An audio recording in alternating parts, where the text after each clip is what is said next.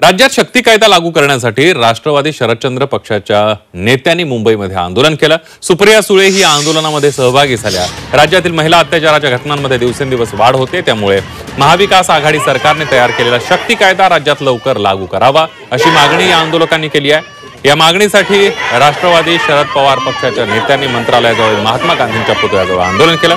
अनिल देशमुख यांच्या नेतृत्वाखाली हे आंदोलन करण्यात आलं। यामध्ये रोहिणी खडसे आणि राखी जाधवही सहभागी झाले। आज जर या भारतीय जनता पार्टीच्या सरकारने हा कायदा जर केंद्राकडून मंजूर करून घेतला असता तर आजच्या तारखेला मी तुम्हाला सांगतो की बदलापूरच्या घटनेचा जो आरोपी आहे त्याला आज आपल्याला फाशी देता आली असती। पण यांनी कोणताही त्यामध्ये पुढाकार घेतला नाही। देवेंद्र फडणवीसला आम्ही सांगू ठाकलो, विधानसभेमध्ये प्रश्न उपस्थित केला, कारण की देवेंद्र फडणवीसला वेळ कुठे आहे।